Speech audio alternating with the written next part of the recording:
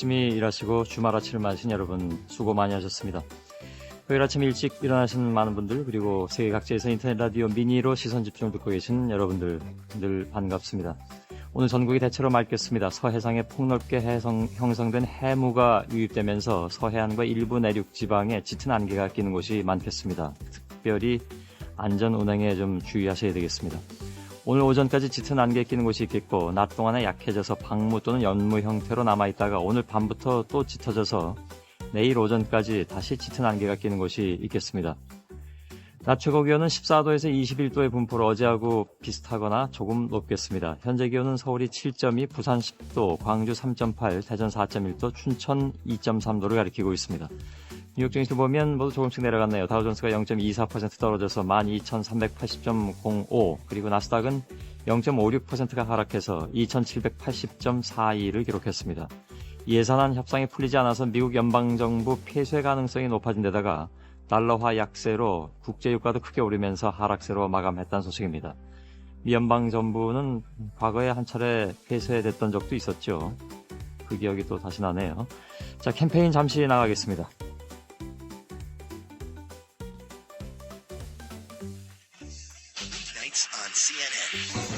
مشاهدينا مع الجزيرة هذا الصباح.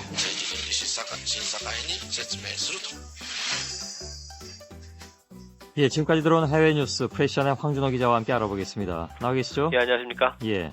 중동 민주화 시위에서 또 유혈 사태가 났군요. 예, 요즘에 민주화 시위가 가장 격렬한 나라는 중동에서 시리아하고 예멘인데요. 이 두 나라에서는 지난달부터 매주 금요일마다 시위대 살상 사건이 되풀이되고 있습니다. 예. 사람들이 이슬람 사원에서 열리는 금요 예배에 참석했다가 그대로 거리에 나가서 시위를 하고 거기에다 대고 경찰이 강경진압에 나서기 때문에 이런 현상이 벌어지고 있는데요. 먼저 시리아에서는 40년 세습 체제를 반대하는 시위가 계속되고 있는데 어제 경찰하고 충돌해서 전국적으로 전체 총 22명의 시위대가 경찰 발포로 숨졌습니다. 예. 그리고 예멘에서는 33년간 집권하고 있는 살레 대통령의 퇴진을 요구하는 시위가 열렸는데 남부 타이즈 지역이라는 데서 어제만 2명이 사망했습니다. 예. 특히 이 예멘이라는 나라는 알카에다 아라비아 반도 지부가 있는 나라인데요. 알카에다가 어제 이 남부 아비안주라는 곳에서 정부군이 철수하지 않으면 자폭 공격, 자살폭탄 공격을 하겠다 이런 경고도 했습니다. 예. 쿠바 정부는 정치범을 여러 명 풀어줬군요. 예, 쿠바 정부가 정치범 여러 명 풀어주는 일이 있었습니다. 쿠바에서 풀려난 정치범 37명과 이 사람들의 가족 245명이 어제 스페인 마드리드 공항에 도착했다고 스페인 외무부가 밝혔습니다. 예. 이번 석방은 쿠바 정부하고 또 쿠바 카톨릭계가 작년 7월부터 스페인 정부의 중재에 따라서 정치범을 석방하기로 했던 이후에 최대 규모였습니다. 그 스페인은 망명을 간 건가요? 그렇습니다. 예. 이렇게 해서 작년 7월부터 풀려난 정치범 중에서 스페인으로 망명한 사람이 총 115명이 됐고요. 또 가족들은 무려 647명에 달했습니다. 예. 스페인 정부는 이 사람들이 앞으로 계속 스페인에 있겠다고 하면 집도 주고 또 뭐 경제적으로 사회적으로 도움을 주겠다 이런 계획을 밝혔는데요. 예. 아마도 이게 중재자로 나서면서 그런 조건을 걸었던 모양입니다. 예. 스페인이 특별히 여기 중재자로 나선 이유가 있었던 건가요? 아무래도 그 지역이 옛날 과거에 스페인 식민지였기 때문에 예, 그런 예. 일을 하는 것 같습니다. 예. 다음 소식은요? 언론이 부자들의 재산을 공개하는 것은 사생활 침해에 해당하지 않는다고 독일 법원이 판결했습니다. 독일의 매니저라는 경제 주간지가 있는데요. 이 잡지가 얼마 전에 독일의 100대 부자를 선정해서 보도하는 그런 일이 있었습니다. 예. 근데 그 기사에 대해서 거기 들어간 부자 한 사람이 소송을 냈었습니다. 이 개인의 재정 상황은 사생활 문제고 또 공개된 자료는 정확하지도 않다 이런 거였는데, 그렇지만 법원은 부자들의 재산 상황과 그 출처를 아는 것은 공공의 합법적인 이익에 해당한다라고 하면서 어제자로 소송을 기각했습니다. 예. 독일에서는 사생활 보호가 걸리는 법률이 상당히 강한 그런 나라입니다. 독일이라는 데가. 왜냐하면은 과거에 나치 시절이라든지 아니면 구동독 시절에 이 국민들이 국가에 의한 집요한 사찰 이런 것들을 경험했기 때문인데요. 예. 그런 분위기에서 부자 재산 공개는 사생활 침해가 아니다라는 판결이 나온 거는 상당히 이해대적이라는 평가입니다. 예. 아까 주식시장 소식 전해드리면서 잠깐 말씀드렸는데 미 연방정부 폐쇄 가능성이 있다고요? 연방정부 폐쇄 사태가 지금 초읽기에 들어갔습니다. 미국 의회 지도부가 4월부터 시작하는 2011년도 하반기 2011 회계년도 하반기 예산안 이걸 처리를 위해서 지금 막판 협상을 계속하고 있는데요. 예. 합의를 내지 못하고 있습니다. 그래서 우리 시간으로 오늘 오후 1시 전까지 만약에 타협이 있지 않으면, 그래서 예산안이 통과되지 않으면 1995년 이후 16년 만에 미국 연방정부가 폐쇄되는 사태가 벌어지게 됩니다. 예. 연방정부는 폐쇄 사태가 벌어질 경우를 대비해서 지금 강제로 무급 휴가에 들어가야 되는 비필수 인력이 있고, 또 반대로 일을 계속해야 되는 필수 인력이 있는데, 이 사람들을 나눠서 지금 공무원들한테 개별적으로 통보를 하기 시작했습니다. 예.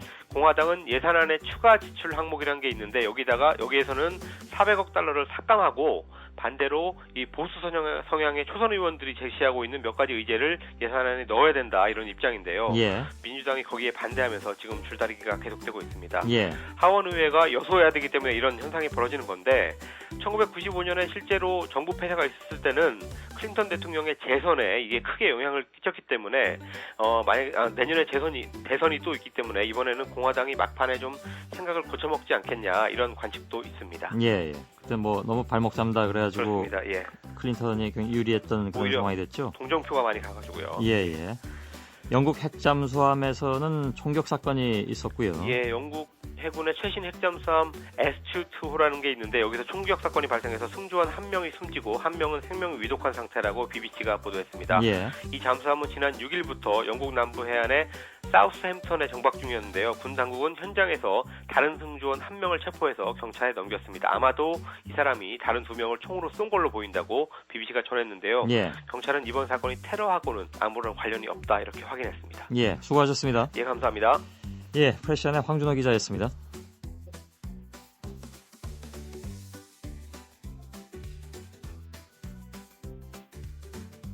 예, 이어서 스포츠 평론가 신명철 씨입니다. 안녕하십니까? 네, 안녕하십니까? 예. 지난 주말에 프로야구가 개막했고 현재 5경기씩 다 치른 상황이죠. 예, 그렇습니다. 네, 판도는 어떻게 나타나고 있습니까? 예, 먼저 어제 경기부터 좀 요약을 해드리고요. 예. 어제는 주말 3년 전 첫 경기였는데, 대전구장에서는 한화 LG 경기가 펼쳐졌는데, 우리나라를 대표하는, 우리나라 프로야구를 대표하는, 뭐 전체 야구도 대표하겠죠, 왼손 투수인 유현진 선수가 6이닝 동안 홈런 2개를 포함해서 8안타를 얻어맞고 7실점이나 있습니다. 그래서 하나가 4대8로 졌거든요. 이변이네요. 좀 그렇습니다. 예. 이 7실점은 유현진 선수가 한 경기에서 가장 많이 내준 점수인데요. 2007년 5월 11일 두산과 경기 이후 거의 4년 만에 나온 일입니다. 예. 그리고 또 유현진 선수는 지난주 토요일 롯데와 치른 개막전에서 4와 3분의 1이닝 동안 8안타 5실점하고 패전 투수가 됐었거든요. 예. 이 한화로서는 초반 페넌트레이스 펼쳐가는데 조금 좀 지장이 있을 것 같은 그런 느낌이 들고요. 예. 목동구장에서는 삼성에서 이적한 브랜드 나이트가 8과 3분의 2이닝 동안 4안타 무실점으로 호탄 넥센이 롯데를 3대0으로 완파했습니다. 그리고 예. 문학구장에서는 선두 SK가 정근우의 솔로 홈런, 정상호의 2점 홈런에 힘입어서 삼성을 3대1로 물리쳤고요. 잠실구장에서는 최준석이 말로 홈런을 터뜨린 두산이 기아를 10대6으로 꺾었습니다. 오늘 예. 오후 5시에 같은 대진으로 주말 3년 전 두 번째 경기가 펼쳐지겠습니다. 예. 유난히 이번 리그는 처음부터 홈런이 많이 나오네요. 예, 홈런도 많이 나오고, 예를 들면 뭐 이제 기아는 특히 이제 새로 일본에서 돌아온 이범호 선수라든지 또 김상현 선수 같은 또 지난해 또 부상으로 부진했던 선수를 포함해서 이런 선수들에 대한 기대가 또 크지 않습니까? 예. 이대호 선수도 그렇고 대형 타자들의 홈런도 계속 나오고 있고, 점수도 그래서 제법 좀 나오고 있고요. 예. 이러다 보니까 시즌 초반이긴 한데 정말 혼전 양상을 지금 보이고 있거든요. 예. 자, 어제 현재까지 순위를 보니까 많은 전문가들이 일단 최근에 몇 년 동안의 페넌트레이스에서 단독 선두를 질주하던 그런 양상은 아니겠지만, 어쨌든 SK는 선두를 그대로 나가긴 좀 어렵겠다 했지만 4승 1패로 지금 또 단독 선수에 또 나가 있지 않습니까? 예. 예, 두산과 LG가 3승 2패로 그 뒤를 쫓고 있고, 나머지 5개 팀은 2승 3패로 모두 공동 4위입니다. 예.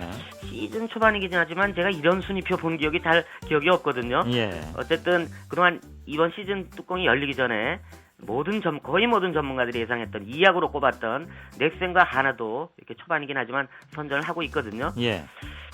133경기 가운데 5경기를 했으니까 아직 모르는 거죠. 그렇습니다. 예. 42.195km를 달리는 마라톤으로 치면 이제 한 1.5km 정도 뛴 거거든요. 예. 이 정도 거리면 뭐 마라톤 늘 보시면 아시겠습니다만은 선두 그룹, 2위 그룹 없이 막 한 대 뭉쳐서 막 달리지 않습니까? 예. 예, 어쨌든 이 시즌 초반이 지나면 조금 순위가 어느 정도 흩어지긴 하겠습니다만, 어쨌든 중위권 싸움은 치열할 것이라는 게 좀 예상을 할 수 있는 그런 예. 상황이 펼쳐지고 있습니다. 그 박찬호 선수는 개막전 선발은 안 된다고요?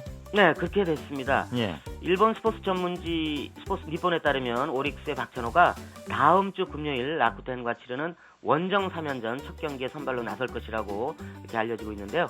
이 센다이가 연고지인 라쿠텐은 미국 프로야구 메이저리그에서 활약하던 김병현 선수가 일본으로 와서 그 소속팀이 됐지 않습니까? 예. 이 홈구장이 이게 뭐 특정 상표 이름인데 뭐 클리넥스 스타디움인데 이 스타디움이 지진으로 큰 피해를 봤거든요. 예. 그래서 한신의 홈구장인 이 효고현 니시노미야시에 있는 고시엔 구장에서 개막 3년전을 치르게 됐습니다. 그래서 예. 퍼시픽 리그 소속인 박찬호 선수가 일본에서 치르는 첫 경기를 센트럴 리그 구장에서 갖는 또 아주 특별한 일을 경험하게 됐습니다. 그렇게 됐네요. 예, 그렇습니다. 원래 박찬호는 기사누키라는 선수와 함께 4월 12일 펼쳐질 소프트뱅크와 개막전 선발 투수 후보로 거론됐었지만 연습 경기 투구 내용이 그렇게 썩 좋지 않았거든요. 예. 그래서 개막 후 세 번째 경기에 선발로 나서게 됐습니다. 이 앞에 말씀드렸던 고시엔 구장은 뭐 해마다 일본 전국 고교야구 선수권 대회가 열려서 상당히 관심이 가는 그런 구장이지 않습니까? 그렇죠. 아주 유명한 유서도- 데죠. 예. 예, 그렇습니다. 유서 깊은 경기장이고 일본 고교야구 선수를 이 경기장에서 그냥 가서 운동하고 경기하는 것만 해도 영광으로 생각하고 돌아올 때 꼭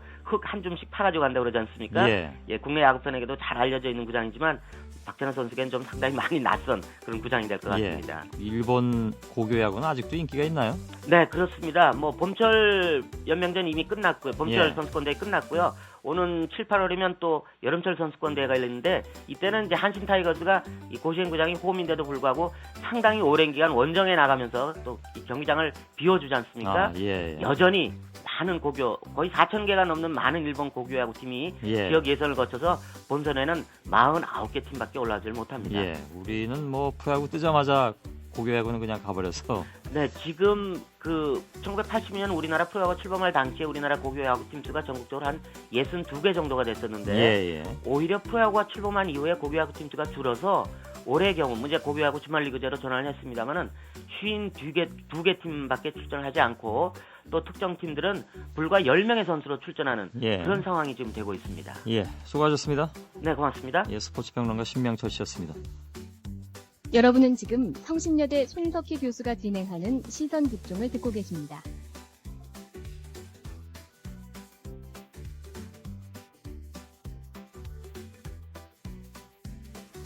예, 참 좋은 생각 여러분들과 함께 나누는 토요일 아침입니다. 이번 주에도 많은 분들이 의견을 올려주셨습니다. 그 중에 몇 가지를 좀 소개해드리는 시간이죠. 봄 기운이 요즘 뭐 완연합니다. 근데 뭐 이 황사나 아니면 이른바 이제 방사능비 때문에 봄 기운을 못 느끼는 경우도 있겠지만 대학 캠퍼스는 또 늘 이런 걸 봄 기운으로 느낍니다. 이른바 개나리 투쟁, 등록금 투쟁을 벌이는 거죠. 올해는 그 정도가 훨씬 더 거세진 느낌인데 OECD 국가 중에 우리나라가 미국에 의해서 두 번째로 등록금이 비싸다면서요. 지난 화요일에 서강대학교 법학과 윤호산 학생 그리고 한국대학교육연구소의 이수연 연구원은 미친 등록금의 나라라는 책을 내서 화제가 되기도 했었죠. 이 두 사람을 연결해서 비싼 등록금에 대한 얘기를 나눈 바가 있습니다. 7156 쓰시는 분께서 등록금이 비싼 것도 문제지만 학자금 대출의 이자를 이렇게 많이 받는 것 자체가 이해하기 힘들다 이런 얘기를 주셨습니다. 그리고 30대 중반까지도 학자금 대출금을 갚고 계시다는 분들도 그날 많이 의견들을 보내주셨고요. 아무튼 게시판이 뜨거웠습니다. 오늘 학부모 한 분을 좀 연결하겠습니다. 수원에 살고 계신 주부신데요. 김정희 씨입니다. 여보세요? 네, 안녕하세요. 예, 안녕하세요. 예. 네. 자, 그 수원에서 사시면서 일도 하십니까? 예, 일도 했는데 요즘에는 좀 쉬고 있어요. 아, 예, 그러시군요. 예. 대학생이 하나인가요? 둘인가요? 댁내? 아, 둘이에요. 아이고, 힘드시겠네요. 예. 예. 저희가 그날 윤호산 학생을 연결해서 예. 등록금이 370만 원이라고 얘기했더니요. 예. 굉장히 많은 그 항의성 문자들이 올라왔습니다. 예. 무슨 얘기냐? 그건 싸다. 우리는 400 몇십만 원, 우리는 500 몇십만 원이다. 예. 아드님들 등록금이 얼마나 됩니까?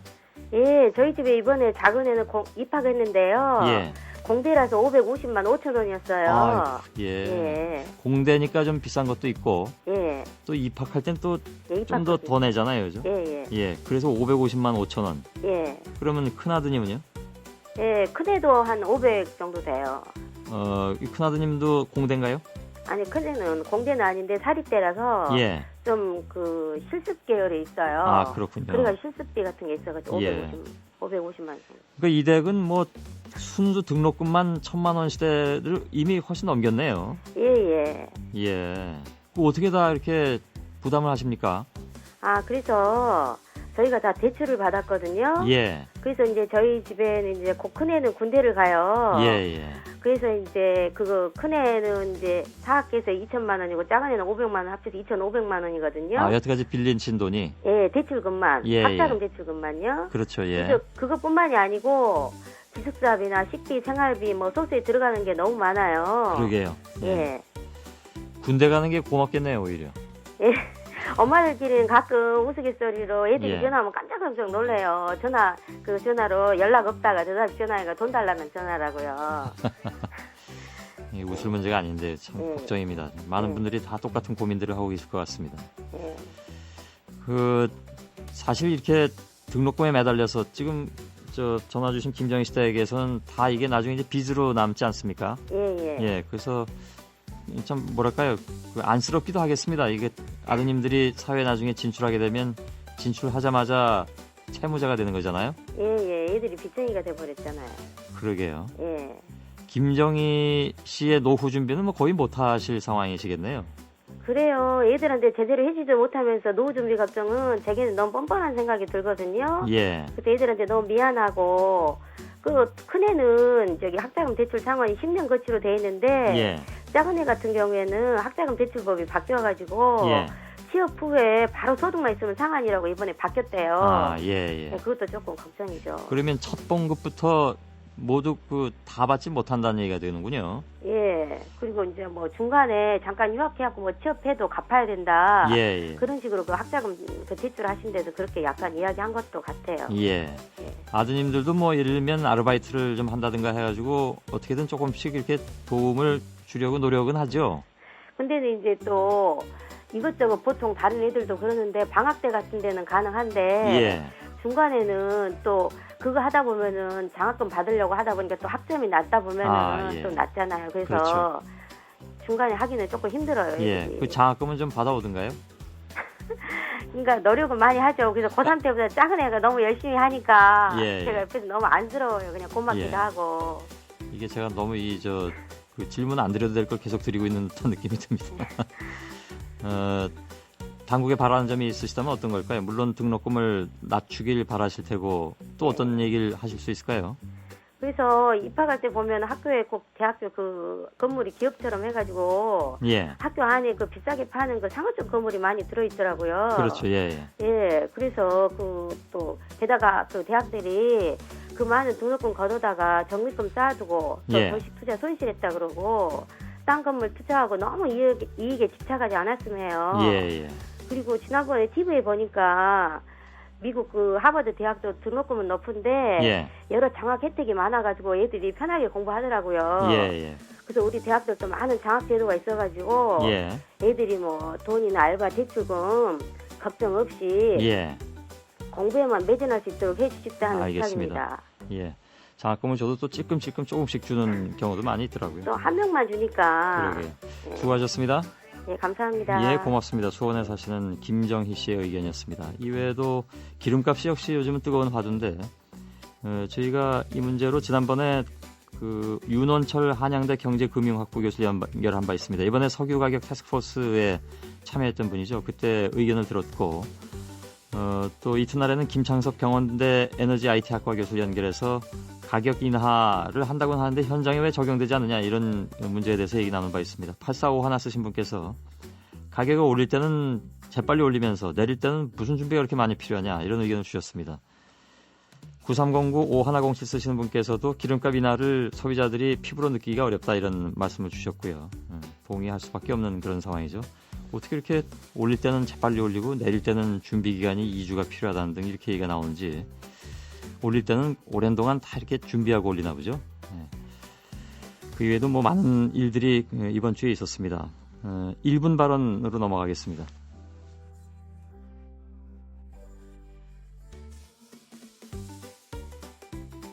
휴대폰 5대 가운데 1대, 그리고 전체 휴대폰 가입자의 19.57%, 바로 스마트폰 얘기입니다. 지난 3월 23일 기준으로 이렇게 스마트폰 가입자가 많이 늘어서 1,000만 명을 돌파했다는 그런 얘기인데요. 최근에 모든 아무튼 그 전략이 스마트폰에 집중되고 있기 때문에 보급률은 더욱더 높아질 전망이죠. 근데 여러 가지로 편리한 점도 있지만 이런저런 또 불만도 있습니다.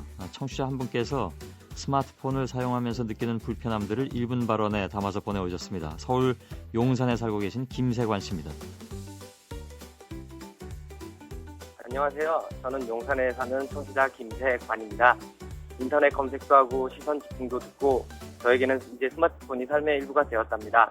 저는 데이터를 많이 사용해서 데이터 정의 요금제를 쓰는데요. 전화나 문자는 자주 안 쓰게 돼서 그 요금이 아깝다는 생각이 들더라고요. 저 같은 사람이 여러 명 있을 텐데 요금제를 좀 낮추고 문자나 전화를 줄이는 요금제가 있었으면 하는 생각이 들더라고요. 그리고 6차선으로 컬컬컬 쓰라고 하는데 요즘은 도무지 6차선을 달리는지 비포장도로를 달리는지 모르겠더라고요. 시선 집중을 듣는데 손석희 교수님이 말씀을 한참만 하시더라고요. 왜 그런지 봤더니 접속이 끊겼습니다. 이런 끊긴 현상을 최소화시켜서 사람 속 좀 안 태웠으면 좋겠습니다. 그리고 기본 OS의 업그레이드가 빨리빨리 이루어졌으면 좋겠어요. 고사양의 휴대전화라고 해서 구입을 했는데 보안 문제로 작동이 버벅대는 걸 보니 어떨 땐 집어 던지고 싶은 생각도 들더라고요. 또 휴대전화를 켜는데 시간은 왜 이리 걸리는지 아무튼 신속한 업그레이드로 기기가 최적화되었으면 좋겠습니다. 스마트폰을 제조하시는 분들이나 통신사에 계시는 분들이 사용자의 마음을 조금만 더 헤아려 주시면 더욱더 스마트한 세상을 살 수 있을 것 같습니다. 감사합니다.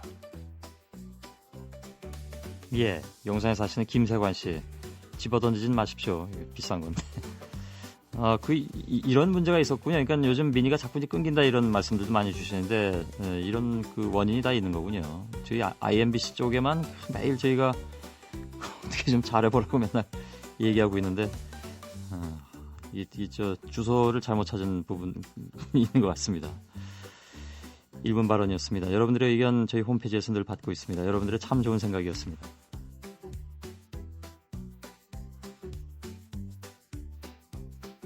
손석희의 시선 집중. 잠시 후에 뉴스 브리핑이 이어집니다.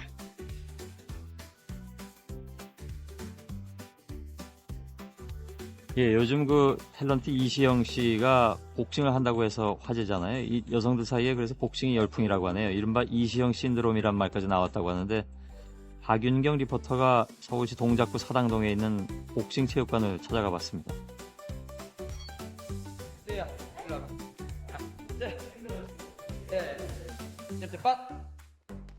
완투 훅 4번.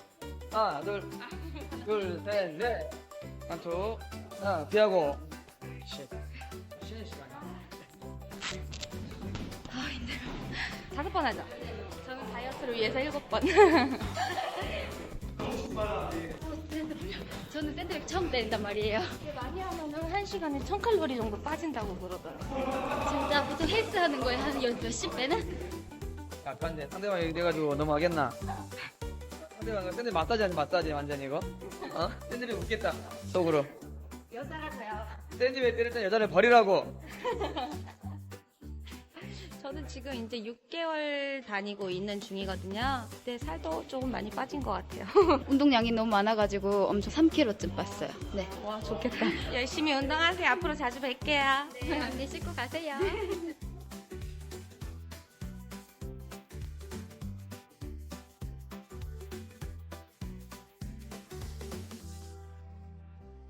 예, 마지막에 샌드백 두들기는 소리는 아주 다부진데요. 누군지 모르겠습니다만 32살 장수혜 씨, 23살 강민정 씨의 얘기 드렸습니다. 장수혜 씨는 복싱 시작한 지 6개월 됐고 강민정 씨는 이제 한 달 정도 됐다고 하는데 바로 이제 탤런트 이시영 씨를 보고 복싱을 시작하게 됐다고 합니다. 처음 시작하고 한 1, 2주 만에 3kg을 감량하셨다고 하는데 이 체육관에 여성 회원이 무려 50%, 절반이라고 합니다. 연령층도 아주 다양해서 10대에서 50대까지 다들 계시고요. 물론 이제 대부분의 여성들이 다이어트를 위해서 찾으셨다고 하지만 호신용으로도 괜찮을 것 같습니다. 일석이조의 복싱 열심히들 배우시기 바랍니다. 유수적 풍경 박윤경 리포터의 취재였고 노래는 너무나 잘 아시는 영화 로키의 주제곡 Gonna Fly Now 빌 콘티의 곡입니다.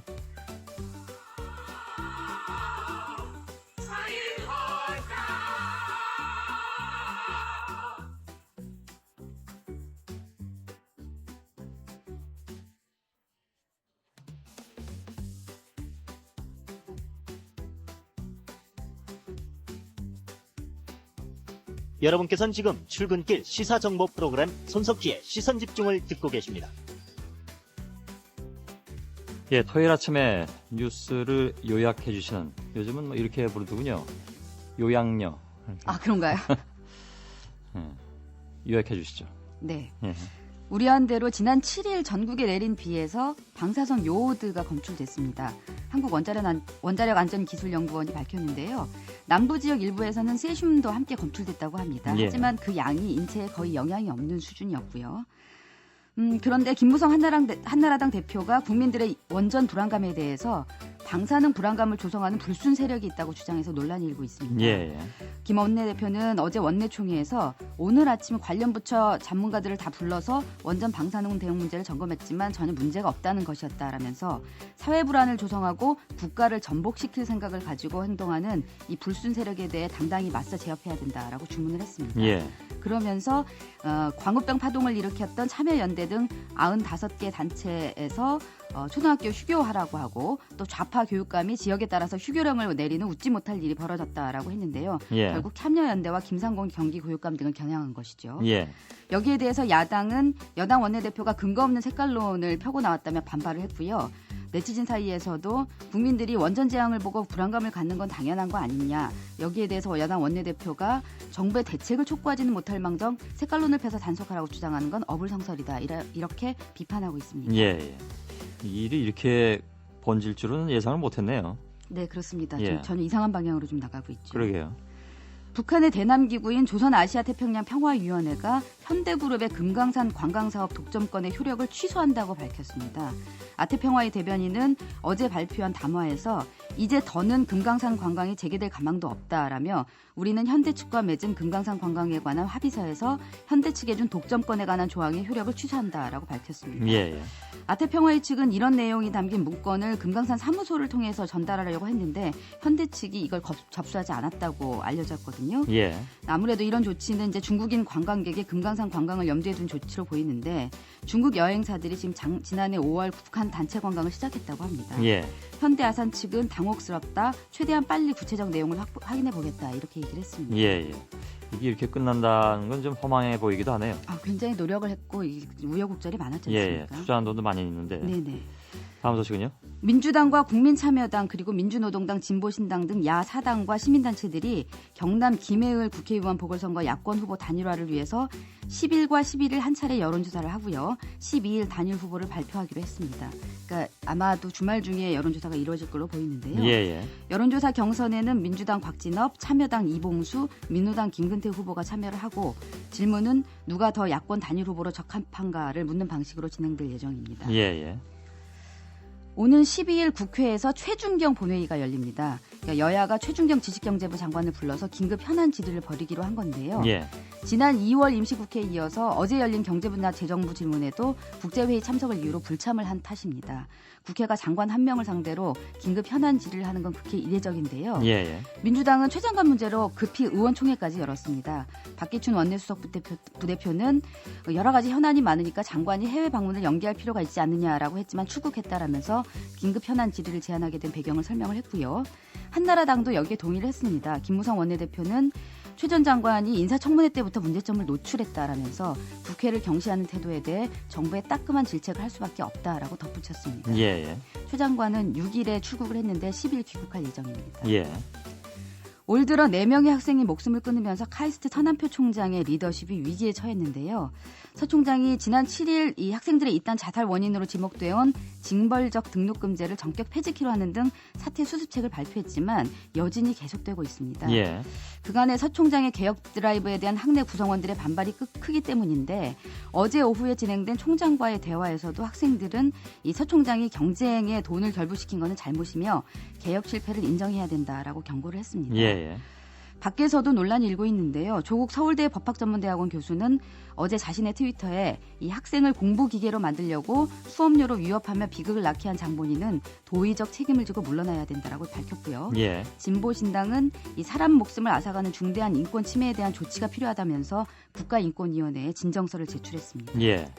서남표 총장 이후에 이른바 개혁책에 대해서 일부는 그 좋은 평가를 받기도 했는데 이 수업료 부분은 결국은 이런 문제가 발생하고 마네요. 예, 그렇습니다. 지금 예. 15일에 긴급 이사회가 잡혀 있어서요. 서 총장의 거취가 주목이 되고 있습니다. 예. 다음 소식은요? 현대캐피탈의 수십만 고객 정보가 해킹당하는 일이 벌어졌습니다. 예. 현대캐피탈은 어제 이 신원미상의 해커로부터 회사의 고객 정보를 해킹했고 이걸 외부에 유출하지 않는 대가로 금전을 달라라는 협박 메일을 받았다라고 밝혔고요. 자체 조사 결과 일부 고객 정보가 해킹된 정황을 발견했다라고 얘기했는데요. 예. 자체 조사 결과로 보면 유출된 정보는 약 42만 명의 고객 정보인 걸로 알려졌습니다. 예.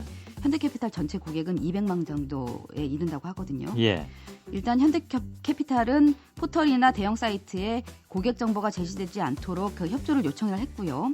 고객들에게도 이메일 비밀번호를 바꾸도록 이메일을 보냈는데 예. 정작 해킹이 언제 발생했는지는 지금 파악하지 못하고 있어서 고객 정보를 소홀히 관리했다는 비난을 명키는 어려울 걸로 보입니다. 예. 서울시 교육청이 내년부터 중고교 수학과학 경시대회를 폐지하기로 했습니다. 서울시 교육청은 어제 그 고교나 대학 입시를 위해 이른바 스펙 쌓기식으로 수학과학 경시대회에 참가하는 학생이 늘어나서 이 사교육 과열로 이어지고 있다라면서 오는 6월 열리는 대회를 끝으로 경시대회를 더 이상 열지 않을 것이라고 밝혔는데요. 예. 이 중고교 수학과학 경시대회는 2000년대 중반에 전국권 대회가 없어지면서 16개 시도교육청이 자율적으로 실시를 해왔다고 합니다. 예. 서울, 부산, 인천 등 12개 교육청은 이 문제지 비용을 공동으로 내고 서울시 교육청이 예산 편성과 출제위원장 운영 등을 해왔는데요. 예. 또 대구, 전북, 강원은 이미 폐지를 했었고요.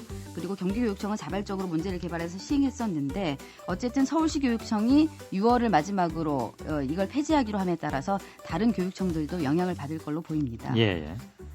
정유사들이 7일부터 기름값을 100원씩 인하한다고 발표를 했지만 실제 소비자 가격은 리터당 평균 16원 내리는데 그쳤다고 합니다. 16원이요? 네네. 예. 어제 석유공사의 유가정보 사이트인 오피넷에 따르면 전국 평균 보통 휘발유 가격이 리터당 1954.14원을 기록했는데요. 이게 기름값을 내리기 전인 6일에 비해서 16.78원 떨어진 겁니다. 예. 석유공사는 기름값 인하폭을 둘러싼 이 운전자들의 항의 전화가 폭주하자 해당 정유사로 전화하라면서 하루 종일 해명하는데 급급을 했는데 그랬겠네요. 예. 정유업계하고 이 해당 당국이 서로 지금 책임 떠넘기기를 하고 있습니다. 주유소도 역시 또 볼멘 소리가 나오고요. 그렇습니다. 정유업계에서는 개인 주유소들 문제라고 하고 있고 주유소 업계는 정유사가 일방적으로 할인 방침을 밝혔다고 지금 얘기를 하고 있거든요. 예. 이게 기다려도 100원까지 내려갈 일은 없는 모양이죠, 그러면? 한참 걸릴 거라고 얘기는 하고 있는데 진짜 석 달 기한이라면서요? 예, 걸릴지는 모르겠습니다. 내려갔다가 바로 석 달 지나버리면 어떡하죠? 글쎄요. 참. 수고 많이 하셨습니다. 예, 고맙습니다. 이수기 기자였습니다.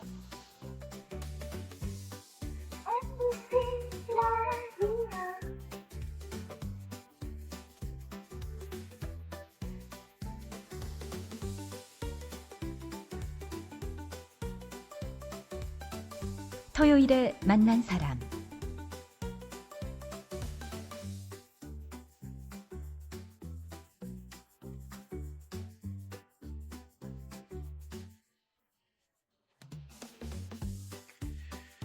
긍정적인 밥.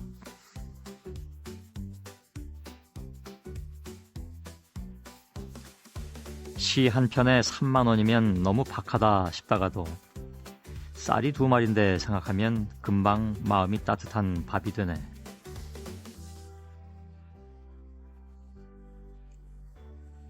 시집 한 권에 3,000원이면 든공에 비해서 헐하다 싶다가도 국밥이 한 그릇인데 내 시집이 국밥 한 그릇만큼 사람들 가슴을 따뜻하게 데펴줄 수 있을까 생각하면 아직 멀기만 하네.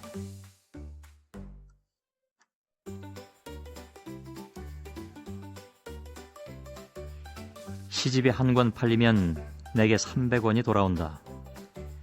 박리다 싶다가도 굵은 소금이 한 대박인데 생각하면 푸른 바다처럼 상할 마음이 하나 없네.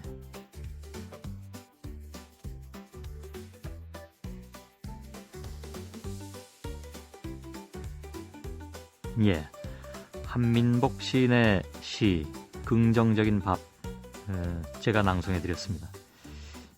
잘 됐는지 모르겠네요. 제가 이 시인은 못 되지만 시 낭송인은 될 수 있지 않을까 가끔 생각은 합니다만 어떤지 모르겠습니다. 여러 가지를 생각하게 하는 시입니다. 우선 당장은 시값에 대해서 새로운 시각을 갖게 됐습니다. 강화도 시인으로 알려진 한민복 시인, 요즘 겹경사가 생기셨다고 합니다. 우선 제6회 윤동주상 문학부문 대상 수상자로 선정이 됐고요. 또 얼마 전인 3월 6일에 장가를 가셨습니다. 올해 나이 50이신데 문단의 대표적인 노총각이었던 것만큼 한민복 시인의 결혼이 또 크게 회자되기도 했습니다. 누구보다도 행복한 날들을 보내고 계실 한민복 시인을 오늘 토요일에 만난 사람으로 모셨습니다. 안녕하십니까? 네, 안녕하세요. 예, 반갑습니다. 반갑습니다. 예. 예, 그러니까 강화도에서 오신 거죠? 예. 예. 강화도에서 오시는데 얼마나 걸리셨습니까? 오늘은 차를 하나 놓치고 그래서요. 예. 오늘은 좀 많이 걸려서 3시간 걸렸습니다. 아이고, 오래 걸리셨네요. 예.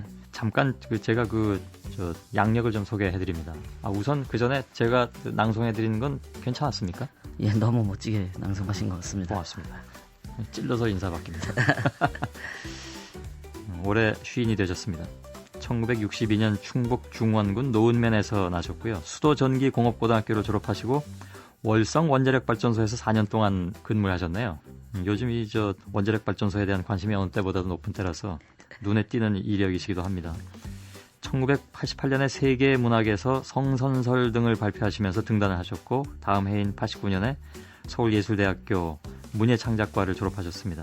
93년에 첫 시집이 나왔네요. 우울시의 1일 이런 시집이 나왔고 93년 같은 해 두 번째 시집인 자본주의의 약속, 96년에 세 번째 시집 모든 경계에는 꽃이 핀다. 이거 너무나 유명한 시가 됐습니다.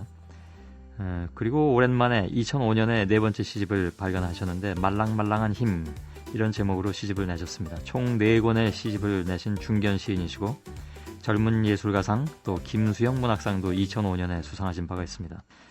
많은 그 독자분들이 한민복 시인을 사랑하시는 독자분들이 잘 아시는 것처럼 가난이라든가 외로움 이런 현실의 어려움 속에서도 뭔가 사람의 가슴을 따뜻하게 하는 그런 서정적 시로 주목을 많이 받고 계십니다.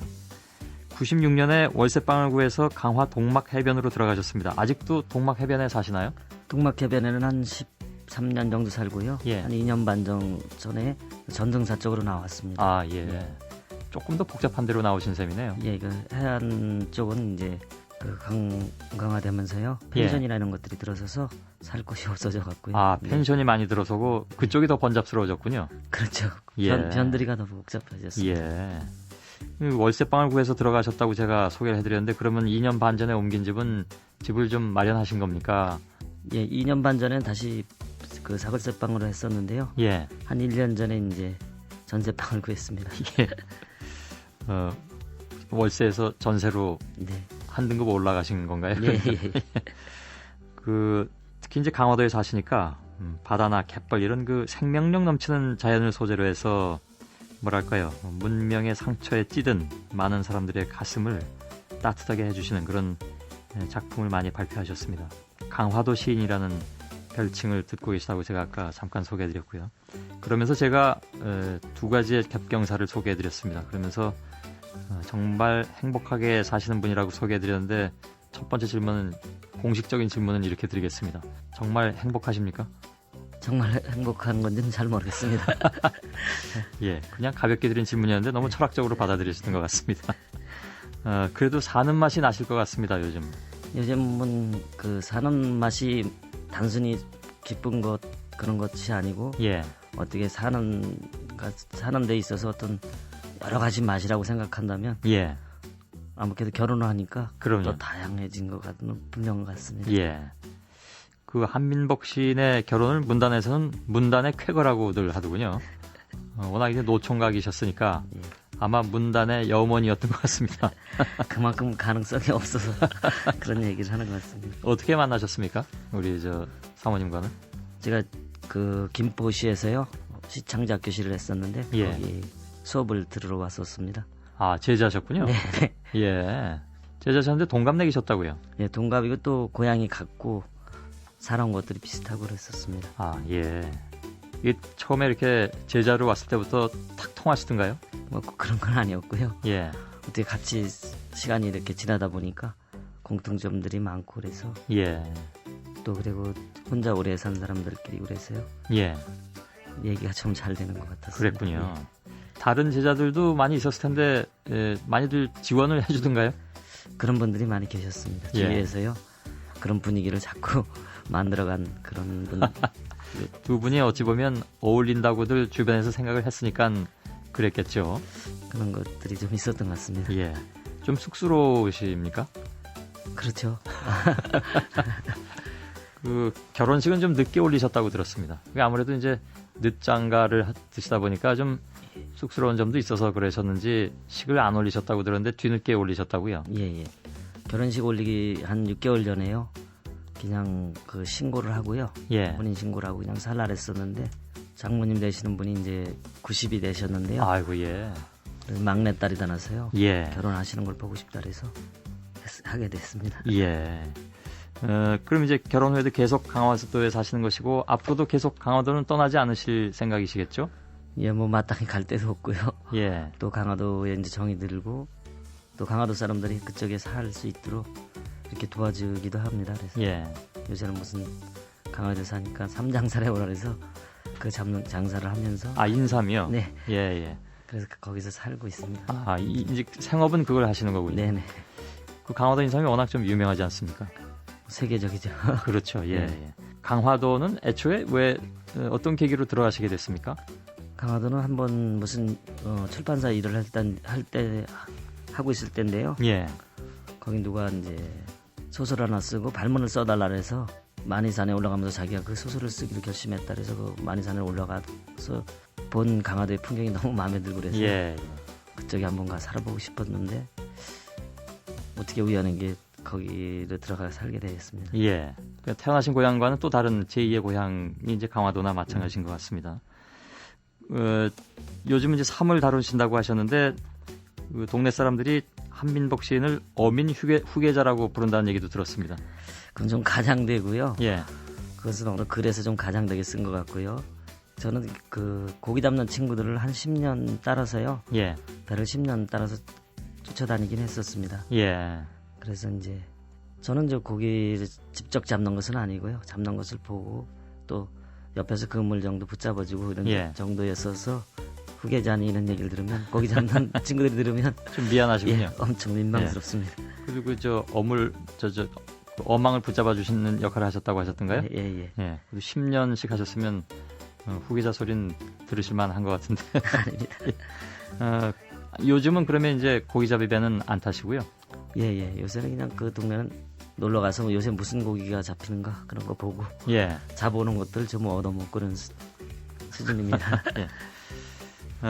삶은 잘 됩니까? 그러니까 잘 팔려 나갑니까? 그 요새는 비수기고요. 예. 가을 추석 때나 설 때, 예. 그때 이제 선물이나 이런 거를 많이 팔립니다. 예. 그 한 15년 이상, 16년 이렇게 강화도에서 사시니까 강화도가 어떤 게 이렇게 좋으시던가요? 강화도는 제가 아는 어떤 분이 얘기를 했는데요. 길을 잘못 들어도 후회하지 않는 땅, 뭐 이렇게 얘기를 했습니다. 예. 또 거기 새로운 것이 잘못 간 길에도 새로운 것이 있으니까. 예. 그래서 그 말이 참 멋있는데 그런 것처럼 강화도는 곳곳마다 이제 다른 풍경들이 펼쳐집니다. 예. 북쪽으로 가면 분단의 이데올로기 같은 것들이 있고 또 거긴 지금 못 들어가죠. 북단 쪽은 사람들이 민간인들은 들어갈 수가 없죠. 그냥 그 주민등록증이나 이런 걸 제시하고 그렇습니까? 통제 하에서 들어갑니다. 예. 늘 새로운 것을 가져다주는 강화도에서의 생활. 그래서 이제 못 떠나시고 앞으로도 안 떠나실 것 같습니다. 수도 전기 공업 고등학교를 졸업하시고 아까 말씀드린 대로 월성 원자력 발전소에서 근무하시고 그 뒤에 이제 서울 예대 문예창작과를 졸업하신 거네요. 네네. 예, 그러니까 뭐랄까 전공을 살려서 취업까지 하셨다가 예. 다시 이제 문예창작과 쪽으로 왔다는 것은 어렸을 때부터 어떤 갈증이 있으셨던 모양이죠. 글을 한번 써보고 싶기도 했고요. 또 예. 제가 그런 적성이 잘 안 맞고 그런 것도 있었습니다. 예, 문학이라 하면 사실 뭐 여러 가지 장르가 있는데 시에 그렇게 뭐랄까요 흔히 하는 말로 이렇게 꽂힌다는 표현들을 하잖아요. 예. 그건 언제쯤이었습니까? 그건 고등학교 때 좀 시를 같이 써보려는 예. 친구가 있어서요. 예. 고등학교 생활은 기숙사 생활을 하고 그래서요. 예. 좀 답답하고 그런 것들이 있었습니다. 예. 그 시가 어떤 창 같은 역할을 해줬던 것 같습니다. 예. 문학 소년이었군요. 예. 이쯤 되면 이제 많은 청취자분들이 오늘은 진행자가 저도 시인이 되고 싶었는데요. 이 얘기를 안 하나 하고 기다리시는 분들이 계실지도 모르겠는데 제가 나오시는 분들마다 비슷한 얘기를 해서 근데 그 누구나 다 문학 청년이고 문학 소년의 시절을 지내지만 시는 좀 특별한 것 같습니다. 그러니까 물론 산문도 쉬운 작업은 아니겠지만 시라는 것이 이제 그 본인의 사념을 이렇게 문자화해서 다른 분들의 공감을 얻어내고 인정을 받는 거잖아요. 그게 쉬운 작업은 아니었을 것 같은데 늘 보면 이렇게 그 서정적 시를 쓰신다고 하셔서 네네. 본인의 삶에서 어떤 경험들이 그렇게 시에 녹아들었을까요? 그것은 어떤 가난, 외로움 이런 것들일까요? 그런 것들일 수도 있고요. 어떤 제 마음을 그냥 가장 많이 움직인 순간들이라고 생각하면요. 예. 다양하겠죠. 뭐 이것저것 다 제가 살면서 만나는 모든 것들이 예. 그 영역 속에 들어갈 수도 있지 않을까 생각합니다. 예. 제가 아까 낭송해드린 그 긍정적인 밥은 몇 년도에 쓰신 시일까요? 그건 한 17년 전인데요. 꽤 오래 전이죠. 네, 금호동에 사는 친구 집에 이렇게 얹혀 살 때인데요. 예. 그때 썼었습니다. 그래서 그때는 시도 이제 한 편에 3만 원이고 그랬는데 지금은 5만 원 뭐 이렇게 올라가 있고요. 시집도 3천 원이 아니라 6천 원, 7천 원 하고 그랬습니다. 근데 17년 전에 비해서 3만 원에서 5만 원으로 오른 것은 너무 좀 박하네요. 그야말로. 그렇게 생각은 안 하시는지요, 혹시? 그래도 10만 원까지 주는 데도 있고 그렇습니다. 예. 그러나 여전히 시에 대한 생각은 아까 긍정적인 밥에서 쓰셨던 그 생각 그대로시겠죠? 그렇죠. 뭐. 예. 시나 산문을 쓰시면 되게 이제 그 어머님 얘기가 많이 나오는 것 같습니다. 한민복 시인께 어머니란 존재, 모든 분들께 다 비슷한 존재일 수 있겠습니다만 어떤 존재셨을까요? 어머니는 그 자기 자신을 이렇게 완벽하게 어머니라는 이름으로 이렇게 자신을 가둔 것 같아요. 예. 이를테면 원 같아요. 제가 보기에는요. 예. 원이 조금만 틈이 있어도 원이 완성되지 않는 것처럼 예. 어머니라는 이름으로 자신을 전체를 일생을 이렇게 가둬서 원이 돼서 또 하나의 통로를 내주는 자식들에게 예. 또 저에게 이렇게 하나의 길을 이렇게 열어주신 것 같습니다. 예. 시인이 되시는 것에 대해서 어머님께서는 쉽게 동의를 해주셨었는지요? 어머니는 시가 뭔지 모르십니다. 그래서 예. 제가 글을 써서 이렇게 어디다 보내면 뭐가 당첨이 안 되는 건지 알고 계십니다. 우선 당첨 개념으로 이렇게 알고 계실 정도였고요. 책은 글자는 간신히 읽으셨는데 시라는 개념을 이해하시지 못하셨습니다. 예. 그러나 그 뭐랄까요, 어떤 본인이 가지고 있던 문학적 소양, 재능, 뭐 흔히 우리가 요즘 얘기하는 끼 이런 것들은 또 물려받으신 측면도 있으시겠죠? 그런 것들은 조금 있을 수도 있습니다. 예. 그냥 뭐 옛날 이야기 책들을 이렇게 장가처럼 이렇게 읽으셨나 봅니다. 그래서 그것들 얘기를 이렇게 들려주고 그런 기억들이 있습니다. 예. 어쩌면 그 어머니께서 늘 들려주시던 그 운율이 몸에 배에 계실지도 모르죠. 그렇죠. 시인께는. 그 고등학교 때부터 이렇게 관심을 가지셨다고 했는데 습작을 그럼 그때부터 시작하셨던 건가요? 그때 뭐 이렇게 신춘문예 같은 걸 글 같지도 않은 아주 뭐 낙서 수준의 어떤 저기를 응모하기도 하고 친구하고 같이 이제 11월 8일 근처 되면 신춘문예 공고가 나오면 이렇게 신문을 사서 그 글을 써서 응모해보기도 해버렸습니다. 그래서 실제로 당선되셨다거나 그랬습니까? 제 거는 뭐 없는데 친구는 소설을 이렇게 썼는데요. 그 친구는 이름은 이렇게 그 본선 이렇게 올라가기도 하고 그러더라고요. 그 친구분이 굉장히 좀 영향을 많이 끼치신 것 같은데 두 분이 늘 이렇게 문학 청년으로서 이렇게 같이 습작도 하고 그분은 혹시 지금 저 소설가나 아니면 이쪽으로 나가셨습니까? 그 친구는 지금 원자력 발전소에 있고요. 그 딸내미가 문창가를 다니고 있더라고요. 그런가요? 아마 그분께서는 본인이 못 이룬 걸 또 후대를 통해서 이루시고 싶으신 생각도 있으셨던 것 같습니다. 시라는 것이 뭐 대부분 사람의 마음을 좀 따뜻하게 합니다. 어떤 목적을 가지고 쓰이지 않은 시라 하더라도 사람의 심금을 울리지 않으면 시가 아니겠죠. 또 설사 목적이 있는 시라 하더라도요.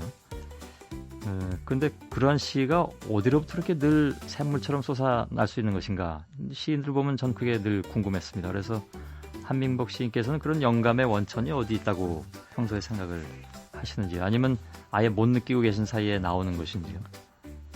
시는 저 같은 경우는 이렇게 어떤 질문을 던졌을 때 다른 생각들이 나는 것들이 오는 것 같습니다. 질문이라는 게 제가 무엇을 다 안다고 생각하면 안 오니까 예.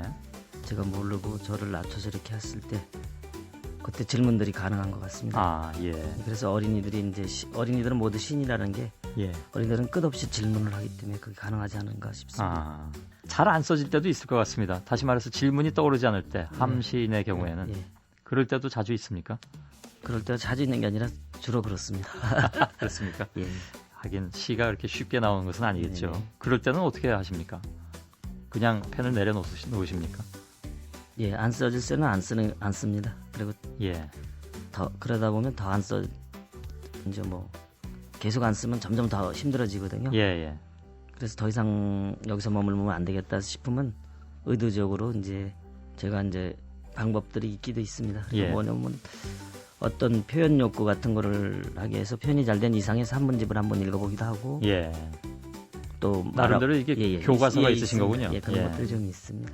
본인의 영감을 이렇게 좀 자극할 수 있는 네. 나름대로 이제 그 교과서가 있으신 것 같습니다. 예, 그는 다른 시 쓰는 친구들하고 이렇게 얘기해봐도 예. 자기는 그렇게 마음이 들뜨거나 그래서 글이 잘 안 써질 때 어떻게 다시 들어간다 이런 것들이 시인들마다 조금씩 있습니다. 아, 예. 오늘 한민복 시인과 함께 얘기를 나누고 있습니다. 잠시 광고를 들을 텐데요. 광고 듣고 다음 순서에 돌아올 때는 한민복 시인의 낭송으로 시를 들으면서 시작했으면 좋겠습니다. MBC 라디오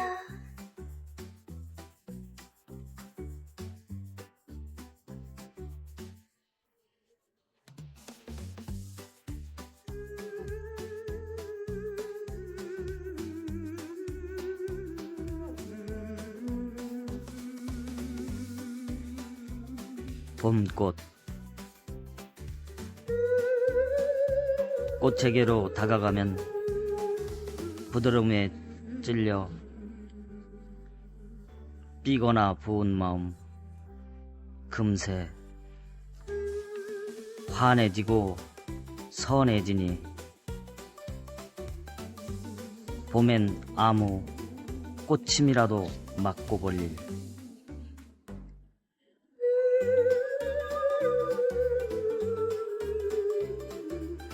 예.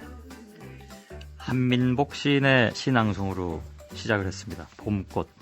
길지 않은 시네요. 짧은 시네요. 네. 예. 잘 들었습니다. 이게 아무래도 이제 다른 사람이 읽어드리는 것과 시를 쓰신 분이 직접 이렇게 낭송해 주시는 것은 많이 차이가 나는 것 같습니다. 와닿는 면에서. 한민복 시인과 오늘 토요일에 만난 사람을 진행하고 있습니다. 아까 이제 잠깐 얘기가 나왔었습니다만은 전공을 바꿔가면서 그러니까 수도전기공업고등학교를 졸업하시고 원자력 발전소에서 근무를 하시다가 이제 시인의 길로 본격적으로 학교를 바꿔가면서까지 다니시게 됐는데 그때 혹시 어떤 갈등 같은 것은 없었습니까? 그러니까 4년 동안 원자력 발전소에서 일을 하셨다면 나름대로 이제 경력도 쌓아가실 때가 되고 세상에 자기 자리매김을 어느 정도 이제 직업적으로 하는 그런 시기였던 것 같은데. 그때 바꾼다는 것은 그렇게 쉽지 않아 보이기도 하는데요. 그때가 뭐 살면서 제일 힘든 결정을 내린 것 같습니다. 제가 예. 살면서요. 또 그 직장을 다니면서 이제 돈을 벌 수 있었고요. 예. 경제적으로 집안에 어떤 보탬이 돼야 될 입장에서요. 그거를 접고 이제 제가 글을 쓰고 싶다 해서 제 이기적인 마음으로 제가 직장을 접고 이렇게 떠날 때 예. 그때는 너무 힘들기도 했고요. 그런데 지금 돌이켜서 생각해 보면요. 그 철이 덜 들어서 그런 결심을 할 수 있었지 않나 싶습니다. 예. 그러나 그 결심에 이렇게 후회는 안 하실 테고요, 당연히. 또 하고 싶은 걸 그냥 두고 그냥 살아왔다면 또 계속 그런 미련이 마음에 남아 있었겠죠. 그렇겠죠. 네. 못 가본 길에 대한 미련은 늘 누구나 갖는 거니까요. 네. 아까 이제 말씀하신 친구분이 지금 원자력 발전소에 근무하고 계시다고 했는데 아마 제가 추측키로는 같은 발전소에서 일하셨을 것 같은데 맞습니까? 네, 맞습니다. 예. 말리거나 그러진 않던가요? 그 친구들 중에는 그 친구는 이제 또 제가 자기 꿈까지 가져나가는 것이라고 저에게 어떤 경제적인 도움을 주기도 했습니다. 그 아, 예. 정말 절친한 친구분들이셨네요. 예. 예. 그때 어머님이나 다른 형제분들은 뭐라고 하시던가요? 어머님께서는 시를 모르신다고 아까 말씀하셨습니다만 그러나 시인의 길이 쉽지 않은 길이라는 건 아셨을 텐데. 그 또 제 고향이요. 고향에 아주 유명한 시인이 계십니다. 신경림 선생님이 예. 고향이시다라서요. 충주, 예. 네네. 같은 면입니다. 그래서 예. 어머니가 어디서 들으셨는지요? 신경림 선생님을 지칭해서 예. 그 힘들게 사신다고요. 대학가정 나오신 분인데 시를 쓰면서 힘들게 사신다는데 예, 왜 멈칫하셨는지 알겠습니다. 왜 그런 길을 가느냐 뭐 이렇게 말씀하신 적이 있습니다. 예. 신경림 시인은 그 만나보신 적이 있으시겠죠, 물론. 예, 여러 번 뵀습니다. 예. 같은 면에서 훌륭한 시인 두 분이 나오신 셈이 되는데 어떤 말씀을 나누십니까, 두 분이 만나면? 저는 이제 신경림 선생님이 작사한 교가를 부르면서 중학교를 다녔다는 얘기를 드립니다. 예. 그 가사가 아주 뭐 좋습니다. 시인이 작사한 것 같고요. 예. 뭐 바위와 나무 속에 뜻을 기르자 그런 좀 시적인 중학교 교가를 이렇게 부르면서 잘할 수 있는 영광이 있었습니다. 두 분이 뭐 특별한 교본이 아무래도 있을 수밖에 없겠네요. 동향 출신이시고. 그렇잖아요. 워낙 나이 연배가 많으셔서 예, 그러시긴 하겠습니다만. 뭐랄까 그 문단에 들어오셔가지고 제일 그렇게 가깝게 지내시는 분들은 어떤 분들이실까요? 그러니까 왜 시인도 시가 좀 다른 경우가 많이 있지 않습니까? 어떤 분들은 나름대로 그 시에도 이데올로기를 강하게 넣는 분들도 계시고, 또 어떤 분들은 그야말로 서정적으로 쓰시는 분들도 계시고, 이렇게 좀 나뉘어져서 지내시는 편인가요? 그렇진 않고요. 제가 친하게 지낸 적에는 지금 영화 감독하는 이화 시인, 함성우 시인, 그의 몇 시인들하고요. 21세기 전망이라고 그런 동인 활동을 하고 그래서요. 좀 다양한 쪽에 일을 하는 친구들하고 같이 어울리기 시작했었습니다. 예. 이제 결혼하시고 삶이 이제 바뀌신 셈이 됐는데, 그 시인이 되기로 마음먹고 난 다음에 찾아왔던 어떤 여러 가지 그 외로움, 가난 이런 것들은 잠깐 말씀하셨습니다만, 원래 한민복 시인의 글을 보면 시도 마찬가지입니다만, 특히 산문집 눈물은 왜 짠가, 이걸 읽은 누군가가 도대체 왜 이렇게 가난한 거야? 이런 말씀하셨다고 하던데, 본인이 되돌이켜 생각하기에 어렸을 적의 가난은 어느 정도였다고 지금 생각이 나십니까? 근데 그때는 뭐 대부분 가난한 사람들이 많았어요. 중학교를 이렇게 가는 친구들이 많지, 한 3분의 2 정도뿐이 안 되고 그럴 시절이다 나서요. 저도 중학교를 학교 선생님이 이렇게 보내줘서 등록금을 대줘서 이렇게 가는 형편 그 정도였습니다. 뭐 많은 다른 사람들도 그랬다고는 하지만 유별나게 또 자신의 가난은 많이 또 그 생각나기도 하는데, 오늘 시인께서 무척 겸손하게 말씀하시는 것 같습니다. 눈물은 왜 짠가라는 산문, 혹시 이제 기회가 있으시면 한번 읽어보시면 그 내용이 뭐 굉장히 어렸을 때 그 가난 이런 것들을 잘 나타낸다고 해서 또 사랑을 받는 그런 산문집이기도 합니다. 그렇다면 그때 그 어려웠던 시절 이겨낼 수 있는 어떤 힘이 있었다면 그건 무엇이었을까요?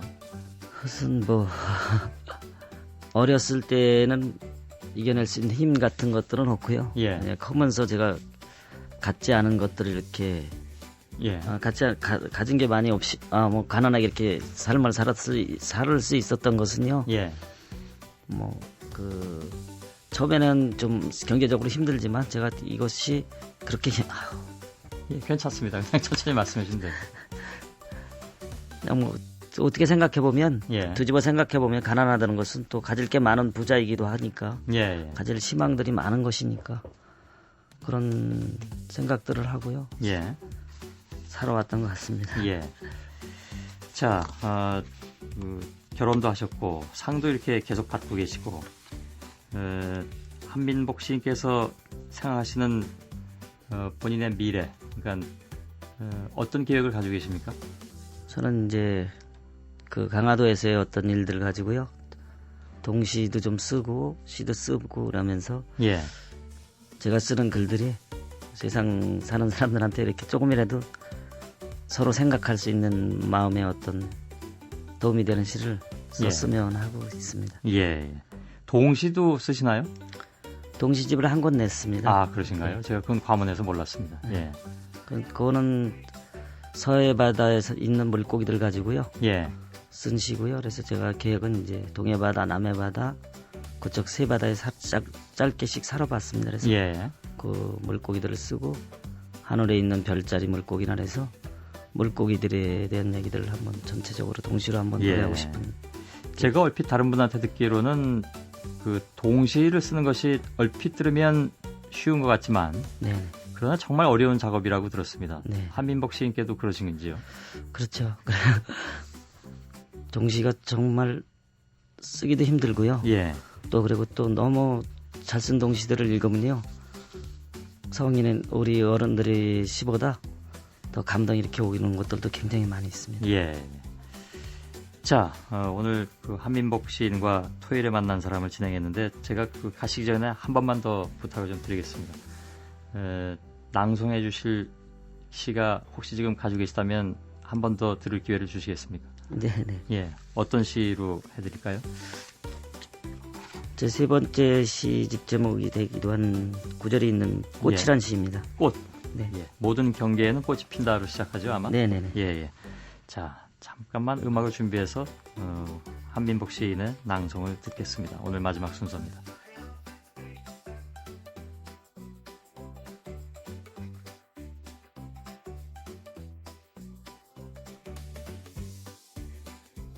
꽃. 모든 경계에는 꽃이 핀다. 달빛과 그림자의 경계로 서서 담장을 보았다. 집 안과 밖의 경계인 담장에 화분이 있고 꽃의 전생과 내생 사이에 국화가 피었다. 저 꽃은 왜 흙의 공중섬에 피어 있을까? 해안가 철책에 초병의 기로 매달린 돌처럼 도둑의 침입을 경보하기 위한 장치인가? 내 것과 내 것 아님의 경계를 나눈 자가 행인들에게 시위하는 완곡한 깃발인가? 집의 안과 밖의 집의 안과 밖이 꽃의 향기를 흠양하려는 건배하는 순간인가? 눈물이 메말라 달빛과 그림자의 경계로 서지 못하는 날, 꽃철책이 시들고 나와 세계의 모든 경계가 무너지리라.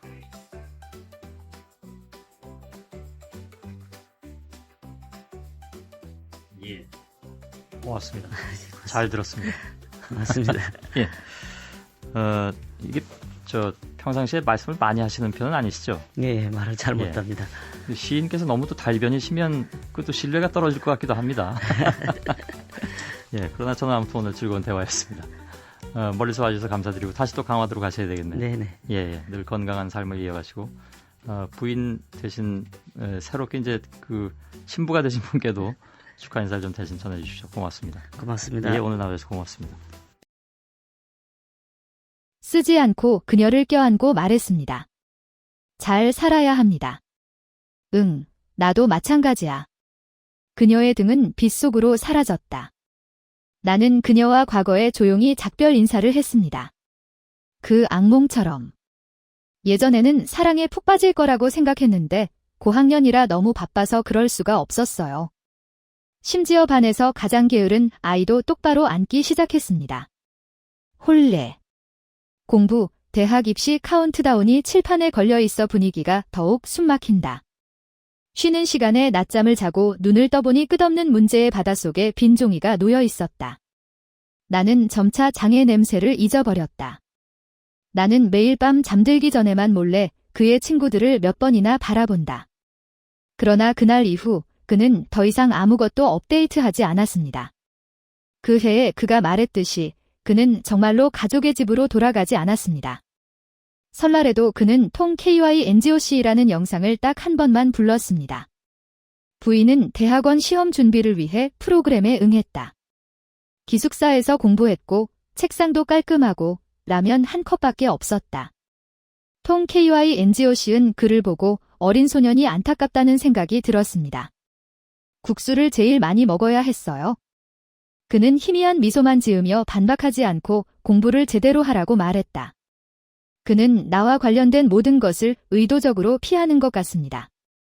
내가 그를 안았을 때 그는 내 감정을 알아차렸고 내가 말하기 전에 그는 그것을 싹싹 잘라버렸다. 나는 슬펐지만 그것이 가장 정상적인 반응이라고 생각했습니다. 결국 그는 여전히 나를 통 KYNGOC과 같은 어린아이로 여겼습니다. 글쎄, 슬픔은 아직 가라앉을 시간조차 없었고 12학년 마지막 학기의 카운트다운 게시판에 100일밖에 남지 않았다라고 적혀 있을 때까지 이르렀습니다. 학교는 통, 세션, 10V에 대한 선서식을 열고 학교에 지원했지만 안에 의해 거부되었습니다. 부인하다. 당신은 진정으로 말하고 행동할 수 있는 사람입니다. 좀 미안해요. 매일 방과 후 계속해서